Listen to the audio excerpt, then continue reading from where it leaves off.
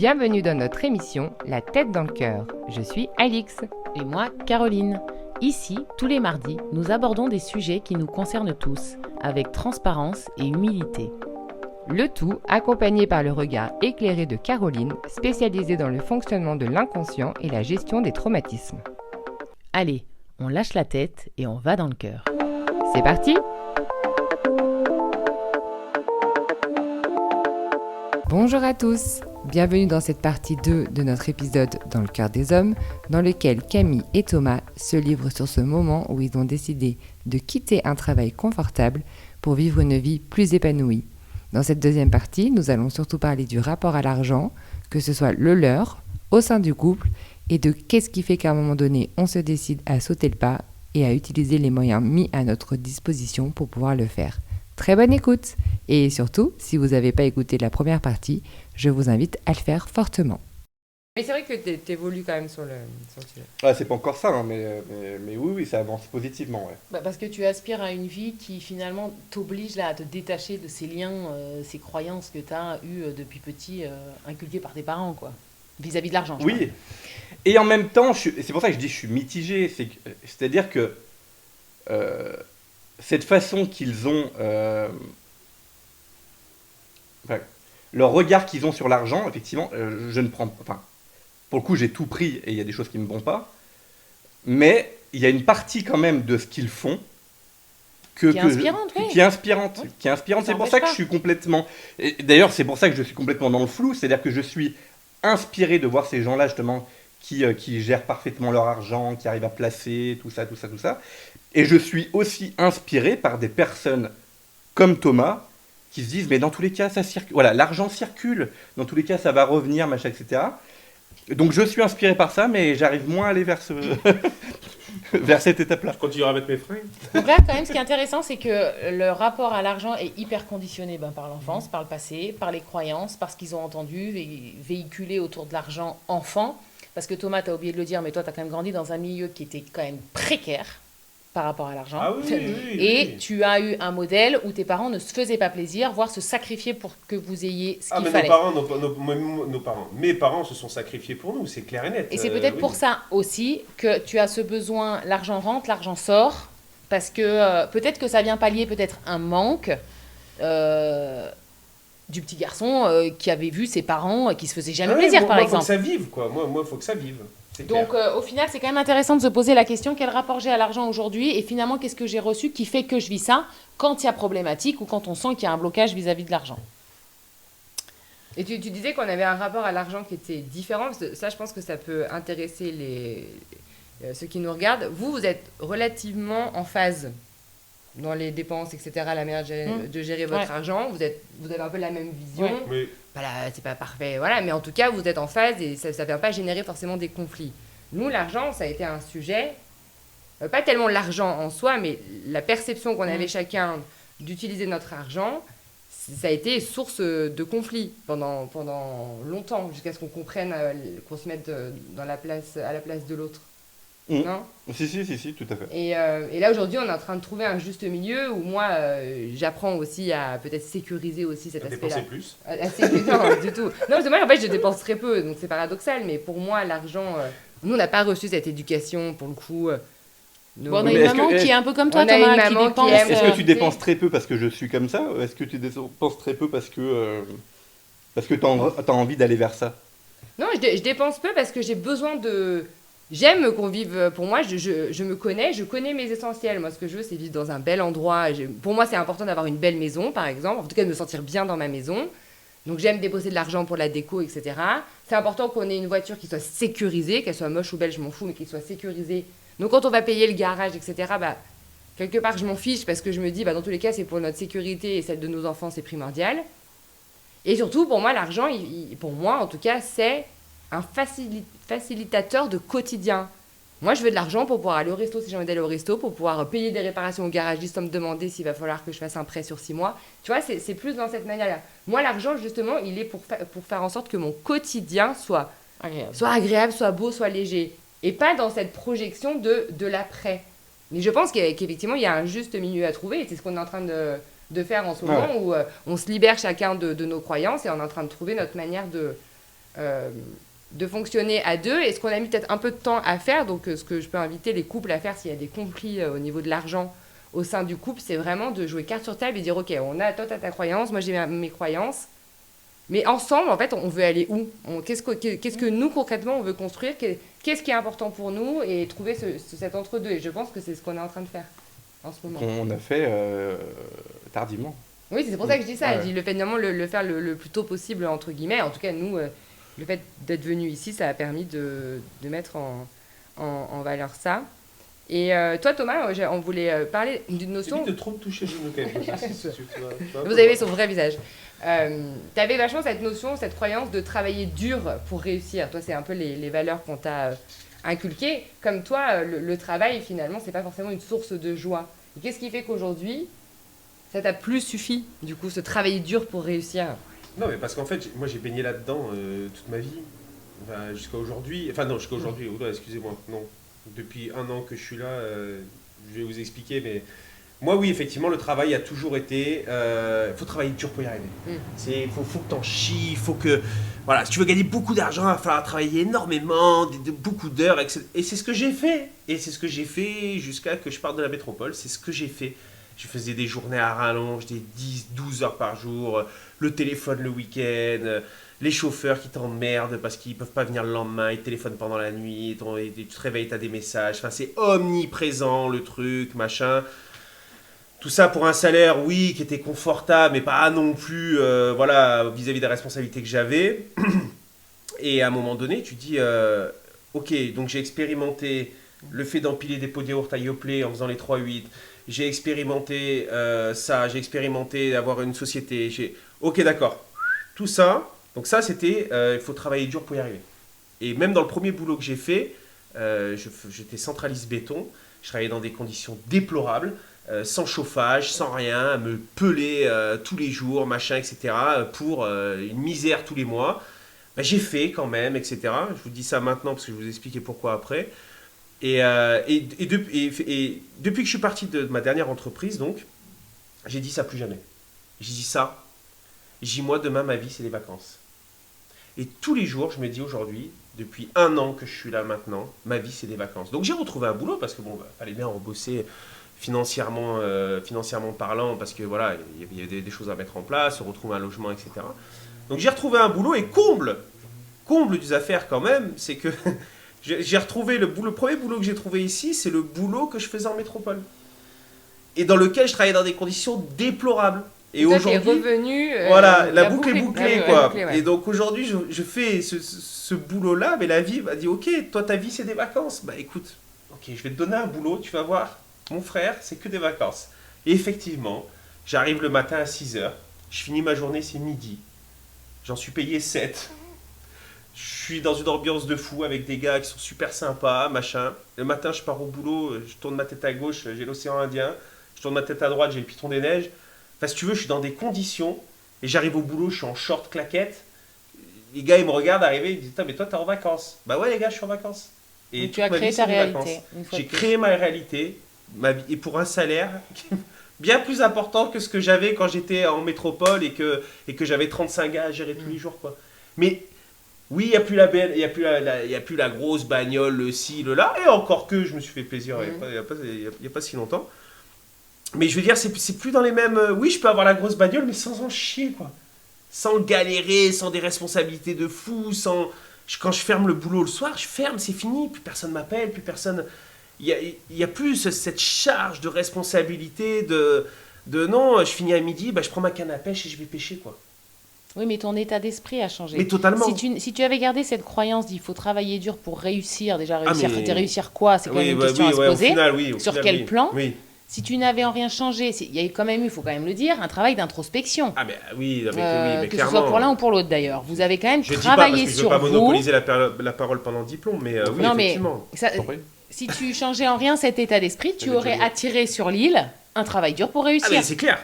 Et donc, Mais c'est clair. évidemment, le process de venir ici a changé aussi l'état d'esprit. Tu as quand même pris quelques mois pour te poser les bonnes questions. Mais c'est intéressant, nous qui parlions d'intention lors du dernier live, quand on pose ses intentions, et Thomas, tu l'as même écrit sur papier, de ce que tu voulais vivre professionnellement. Avant de trouver le boulot, oui, je l'avais écrit, je m'en souviens, j'avais écrit sur ma note iPhone. Voilà. Je veux ça. Pas de travail le week-end, pas de travail le samedi, pas de ci, pas de là. Et le comble d'ailleurs, c'est que quand le patron a voulu m'embaucher, il me dit va falloir travailler de temps en temps le samedi ou les nuits. Je dis non, moi ça m'intéresse pas. Voilà, donc je préfère arrêter tout de suite. Donc tu as posé tes J'ai intentions posé tout de suite. claires, la vibration allait avec, et tu l'as manifesté dans ta vie. Absolument. Donc voilà. Et ce qui prouve bien que l'introspection aussi, le cheminement, il est important parce que Bien sûr. tu es quand même passé quelque part pour peut-être la majorité des gens, le travail, c'est aussi leur statut social en société. Tu vois ce que je veux dire? Toi, tu étais passé de chef d'une entreprise, en tout cas associé. Oui. Donc tu étais en haut Ah bah oui, des j'étais échelons. en haut de l'échelon. Et en fait, tu es repassé Oui. centraliste, donc qui est, je mets des pour Non, mais qui vas-y. est le bas de, Oui, qui est oui. qui est là où tu as démarré. Je produis du béton. Hein, Voilà. Et excuse-moi, mais à aucun moment, toi, en tout cas, ça s'est venu te réveiller. En tout cas, je crois pas. Une perte un peu d'identité, de se dire oh là là, mais j'étais Thomas. Thomas le responsable et regarde finalement Je suis revenue en Non, mais projet. d'ailleurs- t'aurais pu te dire Ouais. regarde comme t'aurais pu percevoir ça comme une régression Oui, ouais. alors que toi comme t'as augmenté ta qualité de vie Ah, en oui. parallèle C'est suffisant, Et c'est d'a- et suffisant. d'ailleurs, le patron, quand j'ai fait l'entretien d'embauche avec lui, bien entendu, il a sorti mon CV, il a regardé mon CV, il a dit, en rigolant un peu, il m'a dit, mais il y a un problème là. Il me dit, vous étiez patron d'une boîte avec 35 gars, machin, vous allez vous retourner faire centraliste. Je dis oui. Il me dit, c'est pas le même poste, vous vous rendez compte? Je dis oui. Je dis, moi, ce dont je me rends compte, c'est que tous les jours, quand je vais venir, je vais fermer la porte, le soir, il n'y a plus personne qui va m'appeler. Moi, ce que je me rends compte, c'est que l'après-midi, je vais pouvoir aller pêcher. Moi, ce que je me rends compte, c'est que ma qualité de vie, profiter de ma famille, profiter de mes enfants, c'est ça qui prime aujourd'hui. Et c'est plus d'avoir les responsabilités, le ci, le statut, le là, ça. C'est qu'une étiquette au final qu'on te colle sur le front. Mais demain, t'es plus là où on t'a enlevé l'étiquette, t'es plus personne au final. Tu vois, si tu te raccroches qu'à ça, qu'à ce milieu professionnel-là, quoi. Donc voilà, mais oui, c'est... Aujourd'hui, oui, je peux dire que oui, je vais au boulot, je suis en vacances, ouais.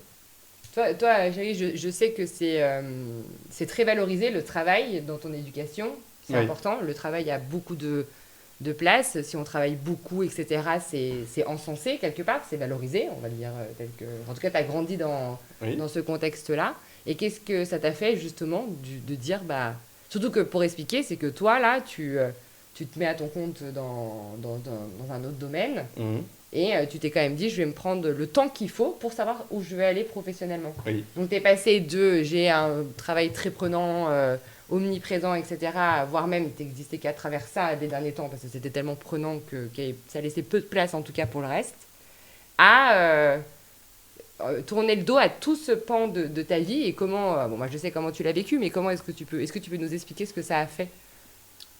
Ça a été très très très très dur au début, quand on est arrivé ici. Hormis le regard des autres, parce que je suis pas dans leur tête pour savoir exactement ce que les gens pouvaient penser dans la situation dans laquelle j'étais. Mais moi j'avais l'impression de ne servir plus à rien. Voilà. Donc quand je suis arrivé, passé la phase où on est arrivé, c'était un peu les vacances. C'était complètement les vacances d'ailleurs, où on a passé d'excellents moments. Retour à l'école des enfants, seul à la maison, toi qui avais commencé une activité avec ta sœur. Et ouais, je me suis dit en fait à quoi je sers. J'ai tellement donné de l'importance aux professionnels que m'autoriser cette vie justement à prendre du temps pour moi de qualité, ce que je voulais, c'est la chose que j'avais demandé. Je veux prendre du temps pour moi, réfléchir à ce que je veux, où je veux aller, etc., etc. Donc, ce que je me suis accordé, je l'ai eu. Et ça a été très très dur, où justement, c'était une grosse remise en question. Du coup, ce que je faisais, c'était du coup m'occuper des enfants énormément. Et ce que je me disais, c'est qui je suis à côté. Donc je suis devenu effectivement un père présent, ce qui est très très bien. Mais à côté de ça, qui je suis. qui je suis. En fait, je me rends compte que finalement, sans un travail, je suis rien. En tout cas, c'était le questionnement et la réflexion que je m'étais fait quand ça faisait un mois qu'on était arrivé. Et donc, ça a été très très dur. Ça a été très très dur aussi de ma perception de ce que les gens pensaient de moi.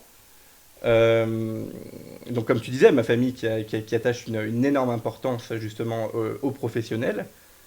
Et ben, j'avais un peu honte. J'avais un peu honte de dire, aujourd'hui, je n'ai pas fait grand-chose, ou cette semaine, je suis juste allé faire des visites, enfin voilà, tout ça. Enfin, donc la vie, au final, que les gens savaient que j'allais avoir, j'avais un peu honte d'en parler. Et quand le jour où je me suis rendu compte, où je me suis dit, merde, t'as rien à prouver à personne, maintenant c'est fini, kiffe juste la vie que tu t'es octroyée, et voilà. Et puis après, bien entendu, tu vas pas rester sans travailler jusqu'à la fin de ta vie, donc quand tu auras quelque chose qui va te tomber sur le coin de la courge, accueille-le et tu feras ce qui devra être fait. Donc voilà, donc ça a été un cheminement qui a été un peu compliqué, et j'ai eu certaines discussions et certaines prises de parole justement avec des personnes justement pour vous dire ce qu'il en était justement de la situation dans laquelle j'étais, pour faire bien comprendre les choses, et du coup ça s'est amélioré. Ça s'est amélioré, et quand j'ai lâché vraiment lâché prise sur cette situation, j'ai eu une idée qui est arrivée peut-être 3 ou 4 jours après. Voilà. Et voilà. Et donc ça a été ultra bénéfique. Enfin, pour l'instant, je suis en pleine formation, en pleine compréhension de ce que je suis en train de faire. Mais en tout cas, voilà, d'avoir complètement lâché prise, ça m'a amené justement à des idées justement qui me plaisent au quotidien. Donc voilà, c'est vraiment top, quoi. Mais ce qui est hyper intéressant, c'est que quand tu t'es retrouvé ici, effectivement, comme tu dis, au bout d'un mois et demi, quand notre vie était installée, en fait, c'était tellement violent, finalement, ce retour à qui tu étais en dehors du travail, que très vite, tu as voulu vite retrouver autre chose. Tu t'étais dit, je me laisse le temps avant de partir. Et tu me parlais d'ouvrir une pizzeria, etc. Quand même un travail qui est extrêmement prenant. À la base, on avait l'idée avec Thomas de monter quelque chose qui nous portait énormément avant de partir à La Réunion. Il s'est avéré que du coup Thomas est arrivé 6 mois avant nous, que lui il s'est installé il a cheminé, il s'est installé dans cette nouvelle vie, un travail justement qui remplissait parfaitement tous les points qu'il voulait. Moi je suis arrivé du coup avec la même envie justement, c'est-à-dire de création avec Thomas, et je suis arrivé ici, et au final je me suis pris ça entre guillemets en pleine face de Thomas du coup qui est plus dans le mood, et au final merci et tant mieux, parce que je pense que c'était absolument pas le moment, et tu avais raison en disant qu'on n'est plus du tout dans cette énergie là, et que ça se trouve ça reviendra. Oui, c'est ce que j'allais dire, hein, c'est en réenterré. J'ai dit ça. Hein. Oui. Sur le moment, instant T, en tout cas, ces premiers mois en tout cas de mon arrivée, ce n'était pas du tout le moment. Ouais. Et ça se trouve, ça sera le moment dans 5-10 ans, ou j'en sais rien, peu importe. Mais, donc moi, je suis arrivé aussi un petit peu dans cette phase un petit peu de colère, de « Ah bon, putain, on devait faire ça, machin, etc. » Et au final, tant mieux, et merci, ce qui m'a fait comprendre beaucoup de choses, ce qui m'a fait aussi comprendre que je devais d'abord prendre du temps pour moi avant de commencer quoi que ce soit. C'est ce que je t'avais dit. Hein. Voilà. On en avait parlé. Ce qui est hyper intéressant, c'est qu'on parlait justement en plus dans l'émission qu'on a publiée mardi dernier, du coup, pour ceux qui écoutent. Caroline a dit à un moment donné, en gros, si on écoute notre âme, elle a la réponse. Elle sait. Quand tu es partie, tu étais extrêmement connectée à ton âme, et tu as dit, dans tous les cas, quand j'arrive, je prendrai le temps qu'il faut pour me retrouver moi, être le père que j'ai envie d'être, présent pour mes enfants, renouer notre couple, etc. Et le professionnel viendra quand il viendra. Mais ce qui est intéressant, c'est que dans la matière, quand tu l'as expérimenté, forcément, ça a fait remonter des vieilles croyances autour du professionnel qui étaient quand même très présentes dans ton schéma de vie. Et très vite, tu as dit c'est un peu trop violent là ce qui se passe. Donc très rapidement, le professionnel fallait vite que tu t'occupes professionnellement. A ressurgi, mais pas animé par quelque chose de vrai et de vibrant. C'était animé par une peur de se dire non, mais en fait, ça, je veux pas. Quand tu as compris, et ce qui est hyper intéressant, c'est que Thomas n'est pas rentré dans ton jeu dans le sens où il a dit non, pour le moment, énergétiquement, notre projet, il n'est pas viable. Prends le temps. Lui, il t'a rappelé quelque part, Il était avec toi, c'est qu'un jour à la réunion, il t'a rappelé ce pourquoi tu avais fait ce choix-là. Et le jour où tu m'as dit, c'est quoi, en fait, là, ça a pris du temps, hein, 2-3 mois. Ah oui, ça fait un petit moment. Tu m'as dit, bah là, en fait, peu importe ce qui se présente professionnellement, je suis OK. Que ce soit un CDI, que ce soit un truc que je fasse seule. Franchement, quand ça se présentera, je serai prêt à l'accueillir. Et comme tu dis, quelques temps après, tu as eu de l'idée de te mettre à ton compte dans un domaine qui te correspond à 300% et qui répond à tous les critères que tu voulais. Travailler de la maison, être indépendant, etc., etc. Bah, il a ouvert la porte pour avoir la réponse. Comment tu veux que la lumière ou que la réponse s'introduise si tu n'appuies pas sur l'interrupteur ou si tu n'ouvres pas la porte? Quand c'est bouché par la porte fermée, c'est nos peurs, c'est nos croyances qui empêchent, c'est ce mental qui fait le petit vélo en permanence et ça empêche la réponse de venir. Tu vois, ça empêche l'énergie de venir. Alors qu'à partir du moment où on lâche prise, eh bien on arrête. On coupe le mental, on ouvre la porte et on accueille ce qui vient. Et c'est là où l'univers, où notre âme nous amène exactement ce dont on a besoin. Et en tout cas, ce qui est intéressant pour les deux, c'est qu'ils ont quand même eu besoin d'un temps pour se poser. Si on saute d'un pion à un autre, là, en permanence, sans prendre ce temps, c'est dans le silence que les réponses elles viennent, c'est dans ces pauses qu'on peut se poser les bonnes questions, justement. Bah, je pense que c'est vraiment primordial de se laisser 1 mois, 2 mois, 3 mois, peu importe le temps qu'il faut, pour que tout se mette en place, quoi. Et ça c'est vrai que c'est très mal vu dans notre société occidentale. Si tu dis là, je prends le chômage là, pendant 6 mois parce qu'en fait, ça va pas dans ma vie. J'ai juste besoin de prendre le temps pour voir venir et savoir vraiment ce que je veux. Tu as une petite partie de la population qui va dire, bah oui, tu as raison, écoute-toi, et puis tu verras ce qui vient. Et puis tu as les 3 quarts qui vont dire, quoi, comment ça le professionnel est tellement... après tout, le professionnel, que t'aimes ton boulot, que t'aimes pas ton boulot, tu vas bosser, quoi. C'est tout, en fait. C'est comme ça. Si, ça fait des années que c'est comme ça, c'est comme ça. Tu vas quand même pas venir bouleverser ce truc qui est instauré depuis des générations et des générations en voulant, toi, faire un boulot qui te plaît. Et en plus, toi, tu veux gagner de l'argent avec le boulot en faisant quelque chose que tu kiffes. Enfin, c'est créer...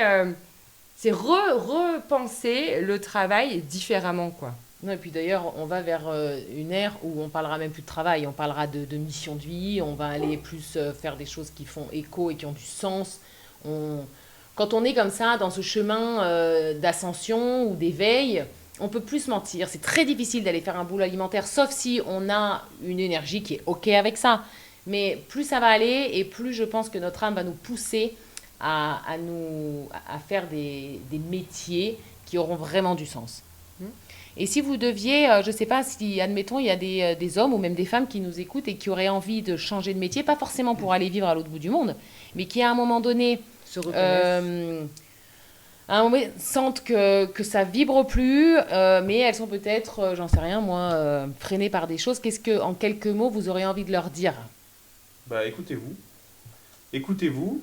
Il y a, pour les gens qui travaillent, qui ont un boulot, je suppose qu'ils, comme nous tous, ils cotisent pour éventuellement s'il y a besoin d'allocation chômage. L'État a mis quelque chose en place qui est génial. La France, on peut pas dire, franchement, il y a quand même des aides, il y a quand même des choses qui sont mises en place. Ben, au lieu de fustiger ça et de dire quelle honte d'être au chômage, au contraire, vous le payez tous les mois sur votre fiche de paye, votre chômage, ben, demandez une rupture conventionnelle, essayez de vous arranger. Il y a toujours des solutions. Quand on veut vraiment, il y a toujours des solutions. Et surtout, il faut en rien rester dans un boulot qui est toxique. Tout ça parce qu'on a la peur du lendemain, qu'on ne va pas pouvoir se nourrir parce qu'il n'y a pas d'argent qui rentre, parce qu'il faut payer les factures, parce que si, parce que là. Bah, dites-vous bien que, au contraire, si vous allez dans l'autre sens et que vous dites non, ça, stop, j'en veux plus, la vie, vous avez prévu quelque chose d'encore plus beau. Moi, c'est comme ça que... Donc, écoutez l'aspiration de ce qui est dans leur cœur. La vie prévoit toujours le meilleur, dans tous les cas, selon comment tu te sens toi. Toujours pareil. Et toi, Camille, si tu devais partager quelque chose C'est difficile parce qu'il il peut y avoir 1000 cas différents pour certains... Voilà, Est-ce que quitter vraiment le travail pour réfléchir, est-ce que c'est vraiment nécessaire? Je ne sais pas. Est-ce qu'une période de vacances ça peut marcher en pleine réflexion justement? Je ne sais pas si vous êtes avec femme et enfant ou mari et enfant, pourquoi pas prendre une semaine vraiment pour vous et réfléchir vraiment à la situation, parce que comme tu disais, se mettre au chômage est égal à 70% de ton salaire. Si tu es au SMIC, enfin, je veux dire, il y en a où c'est beaucoup plus compliqué, donc il faut aussi aller dans le réalisme pour tout le monde. Donc voilà, je pense qu'effectivement, il y a d'autres solutions. Ouais. C'est prendre une semaine vraiment pour soi, pour y réfléchir, vraiment. Est-ce que tu penses qu'une semaine c'est assez? T'as fallu combien de temps? Une semaine ou 2 semaines, je sais pas, Ouais, ou des week-ends, Moi je pense qu'il faut vraiment une vraie coupure à un moment donné. Il faut une vraie coupure. Et oui, effectivement, tu dis il y a des gens qui sont qui ont peut-être qui sont au SMIC ou machin, qui n'ont pas des salaires mirobolants, ou etc. Certainement. Mais dans tous les cas, la vie aura prévu le meilleur derrière. Donc, je veux dire, donc faut avoir cette foi, se reconnecter à ça. C'est ça, en fin de compte, c'est ça. Il faut avoir la foi. C'est ça. Là, c'est dans ces moments-là que tu la pratiques vraiment. Comme moi, je l'ai pratiqué quand je suis venu ici, que j'avais mes peurs financières, j'avais peur de ne pas avoir assez d'argent, etc. Mais j'ai quand même fait le pas. J'ai quand même sauté sans filet derrière. Il n'y a pas de filet, quoi. Donc, à un moment donné, tu acceptes de te jeter. De prendre le risque. Et de prendre le risque. Si ton filet, c'est que tu as la conviction que tout va bien se passer. Ce qui est intéressant, c'est que toi, justement, Camille, cette foi, c'est ce que tu travailles en ce moment. Oui. Voilà, donc c'est pas étonnant que ce soit pas que la première réponse complètement. qui vienne. Moi, j'aimerais quand même faire une aparté justement sur le chômage parce qu'on en parle et j'aime beaucoup cette façon de penser que tu as de dire, plutôt que d'y voir comme on a pu voir depuis des années qu'on entend, ils profitent ici et là, y voir comme une opportunité. Carrément. L'idée, c'est pas, on se met pas au chômage pour dire, tiens, je vais bien le système. Non, c'est à un moment donné, justement, on a la chance, gratitude d'habiter dans un endroit, dans un pays où, que ce soit pour la santé, que ce soit pour l'école, où les gens se sont battus avant nous pour obtenir des droits. Et à nous, je pense aussi de les utiliser à bon escient. Ah mais moi c'est sûr que ma perception a changé. Ma perception a changé vis-à-vis de ça, parce qu'effectivement, j'avais un petit peu un regard un petit peu comme ça. Jugeant, ouais. Pas forcément jugeant, non. Mais de me dire, non, moi je serai jamais au chômage, machin, etc., je peux pas être au chômage, sans critiquer les autres. Mais moi, jamais je me mettrai au chômage. Et en attendant... Dégradant peut-être, non? Oui, autodégradant. Autodégradant. Pas forcément le regard des autres, même si je pense qu'il y en a aussi un peu. Mais pour moi, m'auto-dévaloriser. Et d'ailleurs, c'est ce qui s'est passé au début. Je me suis dévalorisé quand on est arrivé. Je me suis dévalorisé, putain, merde, je suis au chômage, va pas falloir que ça dure trop longtemps. Et au final, merci, parce que du coup, ça m'aide justement avec la création que je fais. Effectivement, ça m'aide au quotidien. Tous les mois en tout cas. Oui, je veux dire, il y a des choses qui sont super. C'est-à-dire qu'avec le chômage, on peut monter une entreprise, c'est une sécurité pour un temps. Enfin, c'est des choses qui sont là. Alors, je dis pas qu'il faut monter, se mettre à son compte, etc. Mais c'est quand même des outils qui sont à notre disposition. Et encore une fois, l'intention qu'on y met, le regard qu'on porte dessus, ça change tout. De dire, je saisis Gaïa dans toutes les vidéos, elle nous rend visite. On a le poney qui est rentré dans Je veux dire, moi, cet épisode est sponsorisé par France Travail. Pas du tout. C'est porter un autre regard pour les personnes qui peut-être avaient les mêmes freins que toi, de se dire, non, c'est mal vu. Non, après, tout dépend de l'intention que tu y mets et quand tu rends grâce à cette opportunité. Et que ça change tout dans la perception. C'est qu'une énergie, une fois de plus, qui va permettre peut-être de prendre une pause pour se poser les bonnes questions. Déjà se dire qu'on a aussi contribué à cette somme d'argent qui nous revient. C'est voir ça avec plutôt comme une opportunité et rendre grâce, parce que ça peut être un tremplin pour un changement de vie et ça peut avoir un côté sécurisant du moins voilà. Et le tout effectivement c'est d'écouter... c'est d'être à l'écoute de son âme et à l'écoute de ses envies, de ses besoins et être honnête avec soi. Être honnête avec soi dans le sens où, si on sent qu'on est plus heureux dans ce qu'on fait, eh bien, arrêtons de se raconter des histoires et reconnaissons que non, je suis malheureux dans tel ou tel métier. Et après, dans la matière, faire des choix, poser des actions et après, lâcher prise pour que le meilleur advienne. Tout à fait. Bon, on en a fini, nous. Merci les garçons d'avoir parlé avec nous à cœur ouvert. On espère vraiment que ça... Parce que c'est pas que vos histoires, là, c'est pas du voyeurisme, bien au contraire, c'est si ça peut ouvrir des consciences, faire prendre des consciences à certaines personnes qui... ça peut être exactement pareil pour une vie de couple non épanouie et on a peur de quitter cette vie de couple parce qu'elle nous rapporte une sécurité, voilà. Merci beaucoup en tout cas pour votre présence. Des garçons, elle est je pense qu'elle peut toucher le plus grand nombre parce qu'ils ont joué ce jeu-là du travail reconnu avec tous les avantages qu'on a exposés en amont. Et je pense que beaucoup se reconnaîtront dans une vie à 1000 à l'heure où le travail prend toute la place au détriment, parfois, d'un équilibre et d'une santé émotionnelle équilibrée et d'un équilibre vie privée, vie professionnelle équilibré aussi. Donc Vous penserez quand même à nos cachets respectifs. ils n'ont pas perdu leur fibre commerciale quand même. En tout cas, merci. Une très belle journée ou soirée à toutes. Et les garçons, eh bien, encore merci de vous être prêtés au jeu. Et au prochain, au cœur des hommes. Merci. Allez, nous retrouve ça. Au revoir les Salut. amis, à Salut. bientôt. Merci d'avoir partagé cet instant avec nous. Nous vous donnons rendez-vous jeudi 3 octobre à 19h30 pour le premier atelier de la tête dans le cœur qui se déroulera en petits groupes, un instant privilégié avec vous-même et surtout dans une ambiance bienveillante et remplie d'amour.